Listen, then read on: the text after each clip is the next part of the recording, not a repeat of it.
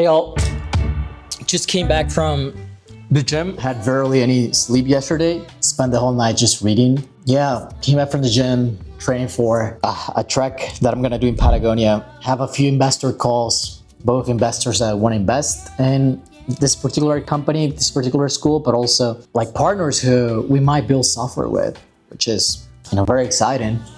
One of the funny things that happens is that when you're a chief product officer at an alternative school, one of the funny things that you realize coming from the world of startups is that people in education leave in the summer. Who would have thought? So, I spent a lonely summer mostly working with 2-3 people. So I'm catching up with a few of the team members who are actually more on the education side and are recently coming back. I'm setting up a bunch of ads today. There's so much to do. However, there's a thread across all of those conversations. Maybe there's not, I'm just making it up. But that thread or all those conversations are making me think about the subject of alignment between people. Of course, people. This alignment is so broad because at its core, I think it's two people making a decision that kind of affects both of them and being okay with it. Now, an example in companies, just to make this less abstract, comes from the world of people who want to grow and people who don't want to grow, or people who want the company to grow and people who don't want the company to grow. What I've found at this point working with 60 plus companies is that such categories do exist.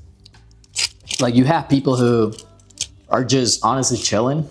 There are people who have these roles who nobody knows that they are working like 2 hours per day, which is insane to me. They just are quietly doing that.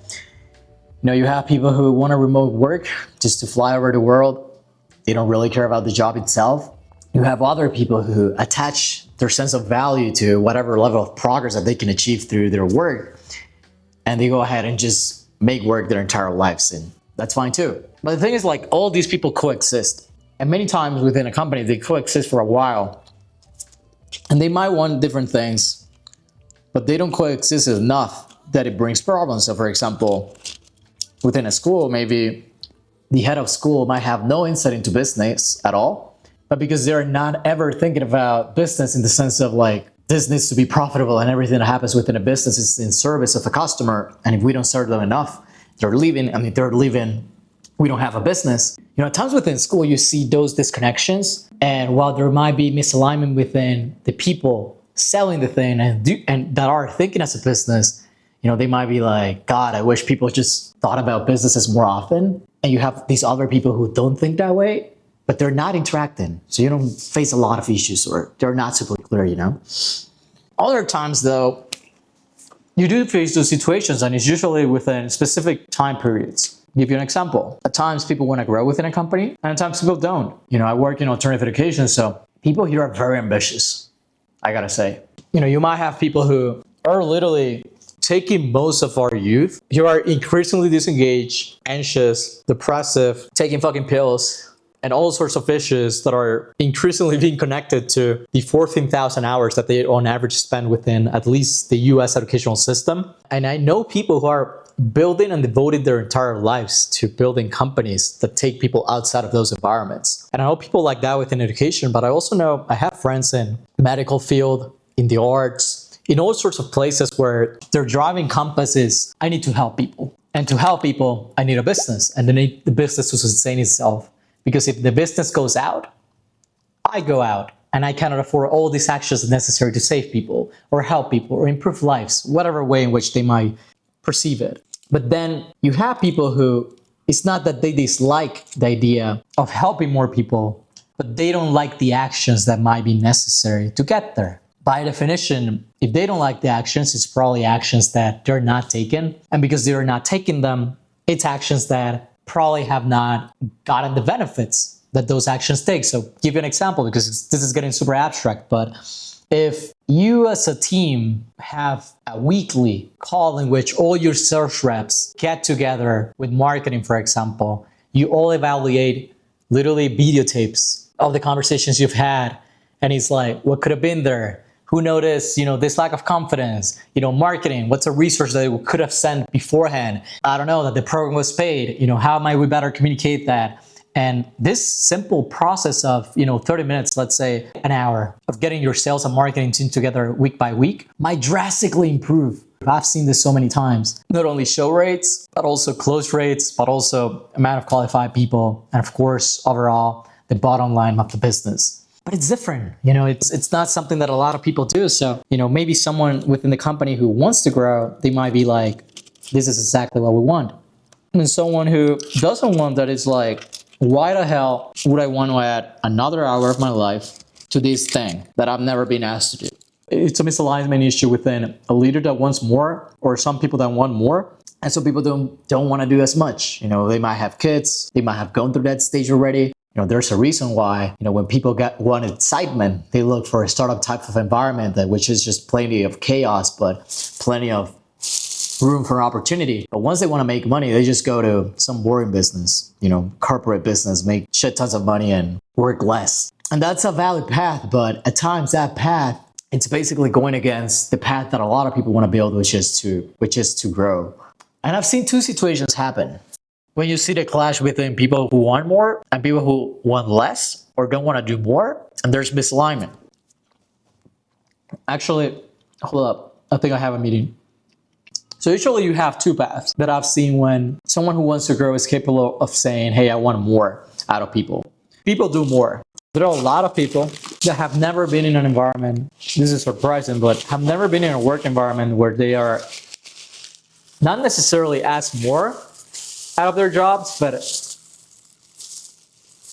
kind of be told that they could be doing more, or that there's an area in which they can improve. Like they've never been told, hey, we're going to pay for some company training for you, or hey, you're going to go to Copenhagen to learn from this pastry guy who's a god. Basically, we need you to be more, and we recognize that you're lacking these skills, but we also recognize that you're the kind of person who we want to invest in. There are lots of people who have never experienced that. Once you allow them to actually prove themselves to themselves that they can do this, like the level of excitement and appreciation that they have for the company, for being the people who put up the path for them to improve on, it's just like the level of appreciation, it's immense. It's like what do you mean? Not only that, yes, you want more out of me. So for example, in my realm, it might be like, hey, your ad performance is pretty great, but honestly, I've been hearing about all these new setups in which one ad goes in a single ad set and it's an AVO campaign. And usually you do that and you create, let's say 50 ads, each one with a different hook, a different meat, a different CTA, and you test those against each other and you combat those, and then you take the lessons and you take the ones that did the best and then you scale those through iterations. Have you heard about that? And I might be like, no, I've never heard about that. And this person might be like, okay, I'm gonna pay a training from the guy who said that so you can actually improve. So in this situation, it's like, not only am I told that I might need to improve a particular skill that I have in order to meet the demands or meet what the market requires of us to, for example, grow and maybe help more people, but I'm actually also given the tools to do so. And I think it's, when it comes to the routes that I've usually seen in which you want people who want more and you want people who want less or want to just do the same, and someone who wants more gets to articulate what they want. I think this route, number one, which is people just level up to the occasion, it's of course the one that I like the most. I mean, I'm the kind of person who might spend, I actually did that last year. I told myself I'm not going to work in startups, and I didn't work for like 6 months at the very least, until I found someone who I really wanted to work with. At times, though, you do get into the second route. And again, we're talking about routes that companies usually take when there's people who want more and people who don't want more. Route number two is people leave. It sucks. Like if someone has said this to me, honestly, it would have sucked. You would have basically have to leave a job.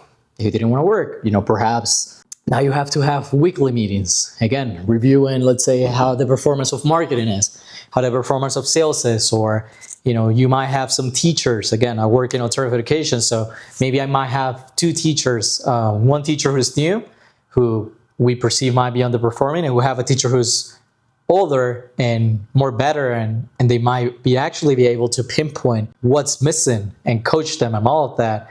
And maybe the person who's new doesn't really want to go through the process of being coached. He's more along the lines of, hey, you asked for this, I saw this in the job description, I've done everything you've asked for, or at least related to my contract, I don't want to do more. And in the past, I think I would have been like, God, this sucks, and it does. And now I have to find a job, or I have to stay in this job that I really hate. But nowadays, I just think it's just an act of service. It's an act of service and being able to say, this is not what I want, and I can leave. Or like to allow the other person to make that decision. Or if I put myself in the size of the leader communicating, hey, there's this thing that we want to achieve, and it requires that from now on, we're going to implement this process or practice. Can you do it? And if they say no, and you really need this because the mission you're serving needs it, or the business financials needs it, I do think there's nothing wrong in accepting that and communicating your needs. I think it's better to communicate to an employee, hey, what we got you for, it's no longer something that we need, and we're going to create a plan for you, a transition plan. We're going to help you find a new company. We're going to add testimonial in your resume, or we're going to give you a 3-month stipend while you find a new job. I think it's better to just say that and let them go to a place in which they will be happier rather than letting them fucking drag, which I think it's the thing that I see the most within companies. You just let them stay there. And then you have a leader who isn't satisfied, or you just have people who want to grow or are satisfied with the rest of the people because they think they're slacking, but they're not. They're simply not wanting more. They're not in that stage of their life for whatever reason. If you happen to have that conversation and you listen, and both sides listen, you will know. You will know if it either means you're going to help this person level up, and you are going to create the conditions by which this person who you're asking more of can get there, or you're going to create the conditions by which this person who doesn't want to get there could just find a place where they want to be. And that's it.